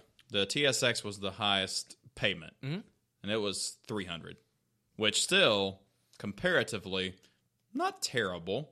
Believe it or not, the S2000 was only $240. But here's a fun fact: when I bought the TS long-term payments or down payment or whatever have down payment, when I bought the TSX for $18,300, I didn't put any money down, so $18,300. I financed all of that. I drove it for 2 years and doubled the mileage from 35,000 to 70,000. Sold it for 16,500, and because I made payments on it and was never late, I made right at $2,000 on it. So I put $4,000 down on the S2000, so I only financed $16,000 on it, so my payments were cheaper. But now that's paid for, and right now we don't have a car payment, but you never know what horrible shit might happen to you. So the Jeep was cash. Yeah. Or cash advance from the credit card. Close enough. Yeah. The Jeep was $1,750. You had it's like it took you there. It's like you had to borrow $1,400. Darn. Well, the good part, like the Jeep $1,750, that was in August of 2013. For those of you who don't know what the year and the date is, it is now February of 2019, and I still love that fucking thing, and I think I might just keep it until somebody T-bones me. Kalen's running right out of the time on the lease of her CRV to wind up buying the thing and keeping the payments at about the same. $250 a month over 6 years for the $18,000 the car is worth. What? Yeah. 6 years? That's how that over $18,000 pans out. Otherwise, she'd leased it for the first 3, likes it. To get that same car, costs the same. Really? Yeah. How many miles are on it? 40. Oh, it's okay. Well, that's if she can make at least maybe an extra $20 a month payment on it, it should be fine. But Jesus, man, yeah, it is. Cars are getting expensive. Yep, that's why people and trying to figure out anything similar to that. It was maddening trying to find that within a tank of gas a year. Yeah. Or trying to find another all-wheel drive with the cloth heated seats and power seats. So it's a 2016 CRV EX without leather, because then you're not getting burned and frozen sitting in your damn car. Burned and frozen in seasons that you're supposed to do the opposite in. Yep. Yeah. Because the Acura had heated seats, and they were nice, but I don't like leather seats. Like, there's a reason I was looking at the CR seats in the S2000, the cloth seats. They're more comfortable, and they hold up better. But the CR seats are still $1,200 together, and I don't want to spend $1,200 on find me seats. some seat covers for $10. Well, out of the two of us, there's one of us. One of us is more superficial than the other one, and we both know which one it is. I'm looking at them. Meanwhile, I was like, the seats in my car, like, yes, this is older than dirt car with $250 on it. The seats are already in good shape, but I put seat covers in it as a just in case measure. Who am I trying to preserve this for? Don't know, don't care. But they've been fine. It's neoprene seat covers from Costco, so at least they're solid And waterproof. I even sprayed them just to make sure. I've had 2 cars, and only... I'm sorry, what? 10. I've had 10 cars, only 2 of them have had seats where I didn't have to continuously shift and get comfortable in on long trips. What 2 cars are those? Your current 2. No. The S2000 is not made for comfort. On the way back from Atlanta, it wasn't bad the first 2 hours, but after that I was like, all right, This is getting a little bit redundant. Like, the ride was fine. It was just the seats are made to hold you, and they're not made for comfort. They're made for sport, like Mr. Bob says. Sport seats for sport butts. Yeah, and I have a sport butt. I think that's what he said about the first GTI. But for 4-hour trip, there's not a lot of support for comfort in those. That's why so many old guys like Corvettes. The old Corvettes. They're made for comfort. Or between the modern Vets and Porsches, you could get, whichever seat of like sports seat or comfort seat. Yep. Do you want the lazy boy or do you want a Recaro? Yep. There are two vehicles where the seats were so comfortable. The Max and the TSX. No. You had it kind of right the first time. So the Jeep was one of them. Okay. The Conquest. Okay. And those were leather lazy boys. And those had leather seats. Yeah. And they were hold you in place leather seats. But they were also, let's see, the headrest adjusted, the bolsters adjusted, the bottom bolsters adjusted, and the lumbar adjusted. They were 5-way adjustable. And then, believe it or not, the 88 89s were made by Recaro. Hey! Those seats were made by Recaro. The 89 GTI had Recaro's stock. I've been happy with about all of my car's seats, except I found the 84 Blazers vinyl to be kind of icky, but seat covers are cheap. Yeah. Hey, Thomas. Look who's calling. And the 97 Tacoma, I really hated the seats in those and did nothing about it. Just grew to tolerate them for all I know. Yeah. It was a split bench wrapped in tweed for all I care. Tweed or burlap. It was tweed lap. It was rough. I would love another first gen Tacoma, but the later model, like an 01 to 04. Yeah. Still regular cab? Or you Pardon? You had the It was Syndicab. That's right. That's right. Probably the funniest thing ever was shoehorning Brad in the back of that one. The back of that cab only fits 0.8 Brads, and you fit 1.0 Brads in it. Yes, I did. Wait, who was in the front? I don't remember. No, I think it was just funny that Brad shoehorned in the back. Jesus Christ. That's all you need to know. Thomas is the assistant manager at our store now, my best friend in the world, and he, And you're listening to Silver Metal, y'all. What's up? I told him, I said, I'm not going to listen to you. Well, A, that, and B, I have tenure. I don't need direction. I've been doing my job so long I can do it blindfolded, so which he appreciated, so he doesn't have to babysit me or anybody else. Just the youngsters in the store. Are the greens, yellows, reds, and the browns out? Yep. Super. Mm-hmm. That was a good yawn. Gesundheit. Thank you. I took a nap that I didn't even deserve tonight. Right before you got there, I was going to be playing Grand GT2 for 35, 40 minutes when you came over. Had to get up and slop the hogs and then go to the license tests. So I have a suspicious amount of Hondas. Funny thing about that game, you can get BMWs that don't break. That's true. Of course, that was also from the era of that was the last good time of them. Is there not a game where you have to do maintenance, or am I just tripping balls? I don't know if that one you've got the option to do oil changes, but Just that's tires, not it. just Okay, tires on GT2. Yeah. All right, the later ones, there's the oil change option, later, longer races. As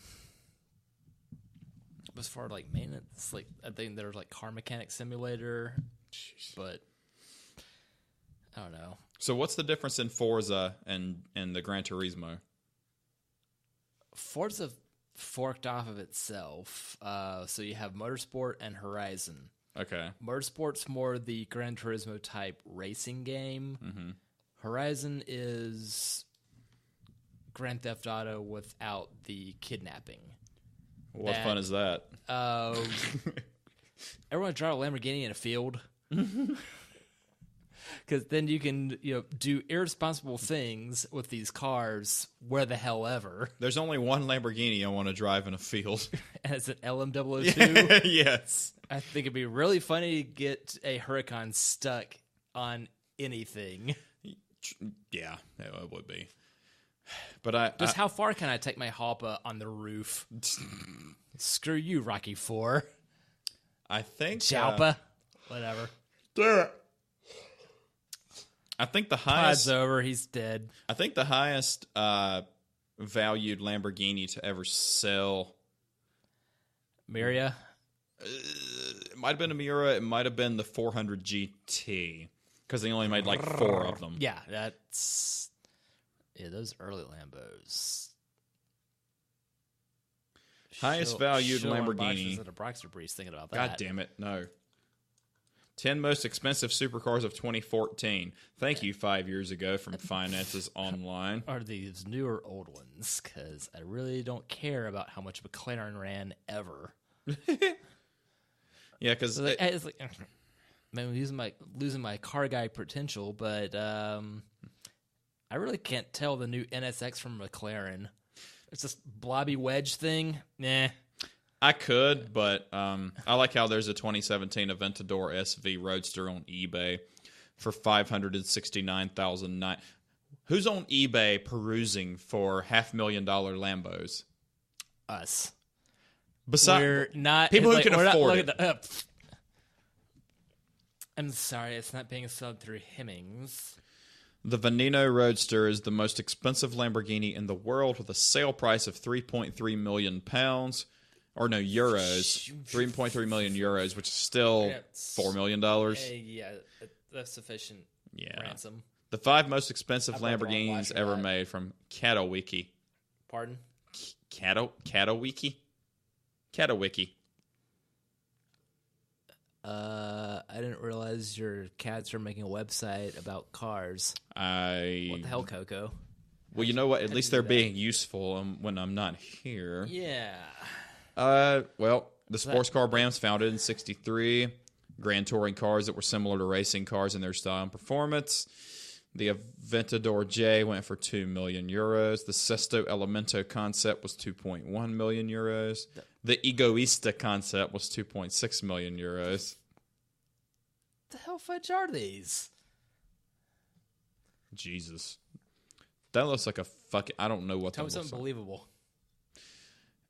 The Veneno Roadster went for $3.3 million. That was evidently the highest one. I thought it was the 400 GT, but could be. Let's say Lamborghini 400 GT.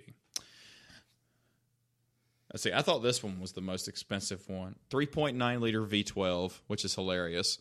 The pistons were probably the size of bottle caps. Yes. You want to buy a Lamborghini 400 GT Classic? 4 offers for this classic car. Maybe it's not the most expensive, but it's definitely the most the rarest. Right? Uh-huh. Jesus. Okay, this one's not. This is the 2+2, so this one, £459,000. That's still a desperately pretty car, especially for 1969. That's pretty. But the thing is, if you buy that, you're never going to drive it. I mean, you're just going to AJ it. You're just going to sit it in your garage and look at it and go, that's nice. I'm not going to drive it today. What we got here? The toys are cheaper.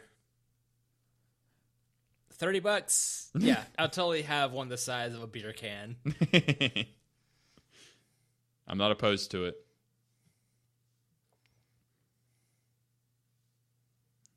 Well, I think I'm done looking at cars I can't afford or never will be able to afford. Although if we for today, well, if we co-sign for each other, maybe we can find a glitch in the matrix. I can't even or the vibe.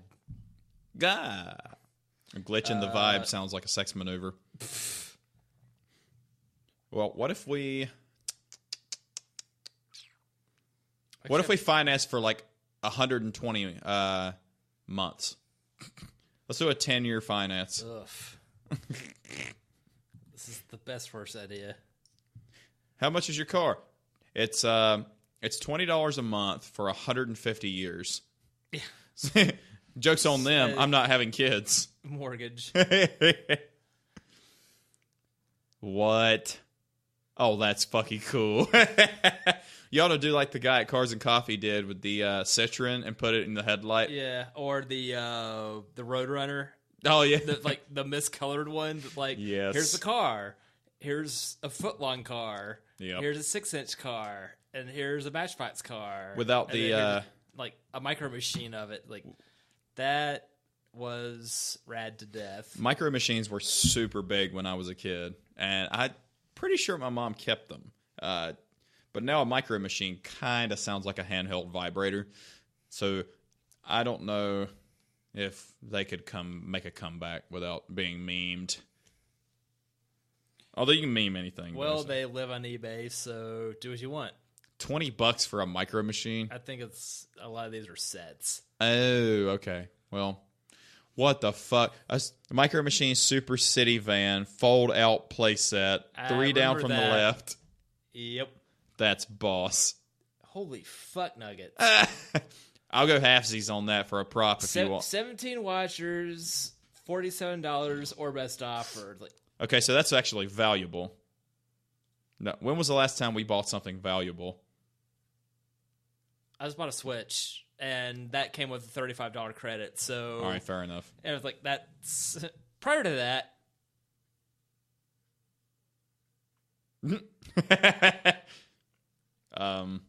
I really enjoyed that new Belgian beer box. I bought that, and that that's was probably more than $28 worth of beer for $28.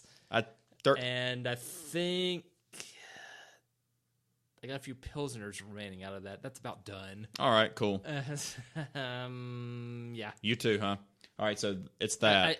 I still haven't bought a cartridge game for the Switch. You can download stuff straight to it. So we're in the same boat. All right. Yeah. Good to know we make good decisions. Well, Steve, I think I bought a patio umbrella.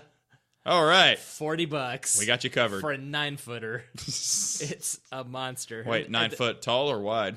Wide. Because I would want a 9-foot pole. Like it might be an 8-foot pole. It's huge. That's a big fucking pole. Yes. And then discovered at Bargain Hunt, like they got some for $25. Like I'm pretty skeptical about a $40 one. I know you're skeptical about a $25 one as well. But changed it up. It's like, all right, here's my burnt orange one. And maybe I want one in brown, red, or green. Like, what are you going to do? Break? Nowhere to find more. Steve and I are not well versed in positive equity purchases. That's why I keep the stakes low. Ground beef. No, that's why I buy all my not ground beef from the German supermarkets. They're cheap. Is it halal? No. Is it kosher?